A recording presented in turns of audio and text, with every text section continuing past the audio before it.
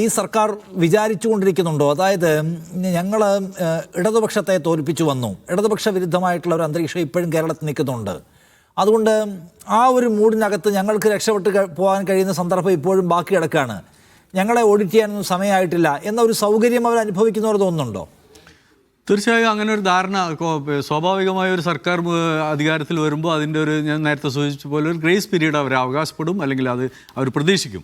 പക്ഷേ അത് അവസാനിച്ചു കഴിഞ്ഞു, അതിൽ നിന്നും ഒരു മാറ്റത്തിലേക്ക് കടക്കുകയാണ് എന്ന സൂചനയാണ് ഞാനിവിടെ നേരത്തെ സൂചിപ്പിച്ച പോലെ നമ്മുടെ രണ്ട് സഹ അതിഥികൾ ഇവിടെ നിന്ന് സംസാരിച്ചു കൊണ്ടിരിക്കുമ്പോൾ അതിൻ്റെ സൂചന അതാണ്. ഇത് കേരളത്തിൻ്റെ ഒരു പ്രതിരൂപം എന്ന നിലയിൽ നമുക്ക്, അല്ലെങ്കിൽ അതിൻ്റെ ഒരു പിന്നെ എന്താ പറയുക, നമുക്കതിൽ നിന്ന് അവരുടെ സൂചനകളിൽ നിന്ന് മനസ്സിലാകുന്നത് കേരളം എങ്ങനെ ചിന്തിക്കുന്നു എന്നാണ്. കേരളത്തിൽ ജനങ്ങൾ താങ്കൾ സൂചിപ്പിച്ച പോലെ ഒരു സർക്കാരിനെ പുറത്ത് നിർത്തി ഒരു മുന്നണി അധികാരത്തിൽ വന്നതല്ല. ഇത് കേരള ജനത ഒന്നടങ്കം പല വിഭാഗത്തിൽപ്പെട്ട ജനസമൂഹങ്ങൾ ആഗ്രഹിച്ച് അവർ വോട്ട് ചെയ്ത് ജയിപ്പിച്ച ഒരു സർക്കാരാണ്. അതിന് ഉത്തരവാദിത്വമുണ്ട്. ഈ സർക്കാർ അധികാരത്തിൽ വന്ന ഘട്ടത്തിൽ നമ്മളൊക്കെ ചർച്ച ചെയ്താണ് ഇതിന് പ്രതീക്ഷയുടെ അമിതഭാരം സ്വാഭാവികമായി സർക്കാരിനുണ്ട്. ആ പ്രതീക്ഷ നിറവേറ്റുക എന്നുള്ളത് സർക്കാരിൻ്റെ ബാധ്യത തന്നെയാണ്.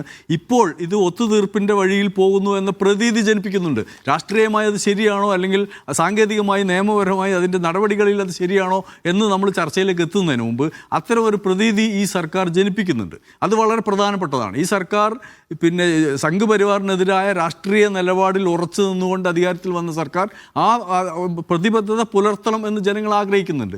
എന്നാൽ അതിന് വിരുദ്ധമായ ഒരു പാതയിൽ ഇത് സഞ്ചരിക്കുന്നു എന്ന തോന്നലുണ്ടാക്കുന്നത് ഈ സർക്കാർ പരാജയം തന്നെയാണ്. ഘടകകക്ഷികളുടെ ഉത്തരവാദിത്വവും സർക്കാർ ഉത്തരവാദിത്വവും അതിന് ഏറ്റവും കൊടിവാഹകനായി മുന്നിൽ നിന്ന് നയിച്ച വി.ഡി. സതീശൻ്റെ ഉത്തരവാദിത്വവും ചെറുതല്ല. അതുകൊണ്ട് തന്നെ ഈ സർക്കാർ അതിൻ്റെ രാഷ്ട്രീയ നിലപാടുകൾ പ്രഖ്യാപിക്കേണ്ട സമയം അതിക്രമിച്ചിരിക്കുന്നു എന്ന് തന്നെ പറയേണ്ടി വരും. ഇതിൽ സാങ്കേതികമായ ഒരു സർക്കാർ അധികാരത്തിൽ വന്നാൽ സാങ്കേതികമായ ഒരു നിയമനങ്ങൾ നടത്തുന്ന കാര്യത്തിലായാലും രാഷ്ട്രീയ നിയമനങ്ങളായാലും ഭരണപരമായ നടപടികളുടെ കാര്യത്തിലായാലും സ്വാഭാവികമായി പല തടസ്സങ്ങളും അതിലുണ്ടാവും. സാങ്കേതിക തടസ്സങ്ങളാണ്. പക്ഷേ ഒരു രാഷ്ട്രീയ നിലപാട് പ്രഖ്യാപിക്കുന്നതിന് ഇതൊന്നും തടസ്സമല്ല. അദ്ദേഹത്തെ മാറ്റി നിർത്തുക എന്നത് തന്നെയാണ് ഇതിൽ സർക്കാർ സ്വീകരിക്കേണ്ട നിലപാട്. അത് പ്രഖ്യാപിക്കേണ്ട സമയം ഇപ്പോഴാണ്. ഇപ്പോഴല്ലെങ്കിൽ സർക്കാരിനെ സംശയിച്ചു തുടങ്ങുന്നവർ അതിനെതിരെ ആക്രമണങ്ങൾ ആരംഭിക്കുക തന്നെ ചെയ്യും എന്ന് മുന്നറിയിപ്പാണ്.